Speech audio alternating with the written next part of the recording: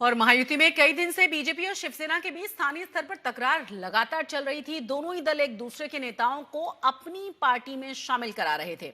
आलम अब यह है कि महायुति में कई जगह बीजेपी और शिवसेना साथ में चुनाव लड़ रहे हैं, तो कई जगहों पर एक दूसरे के खिलाफ। कई जिलों में आपसी कलह के बीच सीएम फडणवीस और डिप्टी सीएम एकनाथ शिंदे दोनों ने कहा है कि महायुति में सब कुछ ठीक है। वहीं एक बीजेपी कैंडिडेट ने अति उत्साह में शिवाजी महाराज की प्रतिमा को बीजेपी की टोपी और पटका पहना दिया, जिसके बाद विपक्ष ने इसे शिवाजी के अपमान से जोड़ दिया है।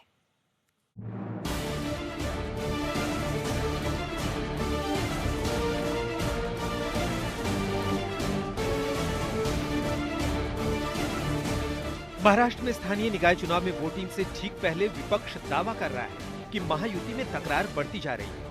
एक महीने से कई जिलों में बीजेपी और शिवसेना के स्थानीय नेता एक दूसरे के खिलाफ वार पलटवार कर रहे हैं, लेकिन फडणवीस और शिंदे दावा कर रहे हैं कि महायुति में सब ठीक ठाक है। डिप्टी सीएम कह रहे हैं कि हमारे गठबंधन का जोड़ पुराना और मजबूत है, इसलिए टूटेगा नहीं। बघा, ही युती बाळासाहेबांनी, अटल बिहारी वाजपेयी, अडवाणी साहेबांनी केली।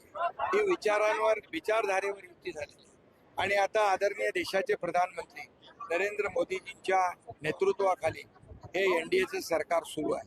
त्यामुळे ही आमची युती फार पूर्वीपासून एक विचारधारेवर युती झालेली आहे आणि ही युती कायम राहील। दरअसल महायुति में बीजेपी और शिवसेना के बीच स्थानीय स्तर पर सब ठीक नहीं चल रहा। शिंदे गुट वाली शिवसेना के विधायक नीलेश राणे महाराष्ट्र बीजेपी अध्यक्ष रविंद्र चौहान पर चुनाव में पैसे बांटने का आरोप लगा चुके हैं। जब रवि चौहान जी आते हैं, यहाँ का माहौल बिगाड़ते हैं, पैसे की ये स्पीड बढ़ जाती है। एक एक वोट अगर 10,000, 15,000, 25,000 तक आप खरीदने वाले हो, तो गरीब आदमी कैसे टिकेगा आपके सामने। जिसके बाद रविंद्र चौहान ने कहा था कि उन्हें 2 दिसंबर को होने वाले स्थानीय निकाय चुनाव तक महायुति बचा कर रखना है। उसके बाद वो अपने ऊपर लग रहे आरोपों का जवाब देंगे। 2 तारखेपर्यंत मला युती टिकवायची आहे, मी नंतर उत्तर घेईन। हे खरं का? बंदीला चालले म्हणतात ते खरं आहे का? खोटं आहे, खोटं आहे का? 2 तारखेपर्यंत मला युती टिकवायची आहे, मी नंतर उत्तर घेईन। हे खरं का? बंदीला चालले म्हणतात ते खरं आहे का? खोटं आहे, खोटं आहे का? लेकिन शिंदे और फडणवीस गठबंधन में किसी भी अनबन से इनकार कर रहे हैं। दोनों कह रहे हैं कि स्थानीय स्तर पर कुछ जगह हम एक दूसरे के खिलाफ भी लड़ रहे हैं, लेकिन इससे दोनों दलों के रिश्तों में खटास नहीं आने वाली। आणि शेवटी निवडणूक जी असते आणि ही विशेषतः निवडणूक कार्यकर्त्यांची निवडणूक आहे।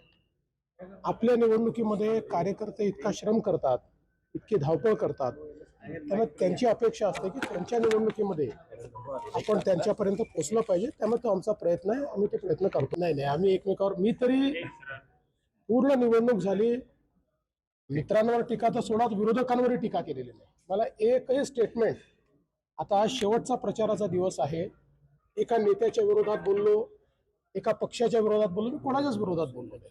शेवटी एक आपण पॉझिटिव्ह अजेंडा घेऊन या ठिकाणून चाललो आहोत आणि एक सकारात्मक मत आपण मागतो। बीजेपी ने ठाणे में भी शिंदे के करीबी शिवसेना नेताओं को अपनी पार्टी में शामिल कराया था, जिसके बाद दोनों दल के बीच ये समझौता हुआ था कि बीजेपी और शिवसेना दोनों एक दूसरे के नेताओं को अपनी पार्टी में शामिल नहीं कराएंगे। उसके बावजूद कई जगह बीजेपी ने शिवसेना नेताओं को बीजेपी में शामिल कराया था। हालांकि शिवसेना प्रमुख और डिप्टी सीएम एकनाथ शिंदे ने कहा कि महायुति में कोई तकरार नहीं है। आणि मुख्यमंत्री महोदय नंतर आले आणि इथे एकत्र पैठणमध्ये सभा होत्या। आता त्याच्यामध्ये फोनवर आमची चर्चा होत असते। निवडणूक आयोगावर चर्चा होईल, चर्चा तर रोज चालू असते आमची। वहीं निकाय चुनाव में मतदान से ठीक पहले महाराष्ट्र के भंडारा में एक बीजेपी कैंडिडेट पर छत्रपति शिवाजी महाराज का अपमान करने का आरोप लगा है। भंडारा के वार्ड नंबर 2 से उम्मीदवार चंद्रकला भोपे ने बीजेपी की टोपी और पटका शिवाजी की प्रतिमा को पहना दिया। वीडियो वायरल होते ही विपक्ष कड़ा एतराज जता रहा है। साथ ही विपक्षी दल चुनाव आयोग से इसकी शिकायत दर्ज कराने की बात भी कह रहे हैं। गोंदिया से वेंकटेश दुडम्बार, मुंबई से मुस्तफा शेख और ऋत्विक भालेकर के साथ आज तक ब्यूरो।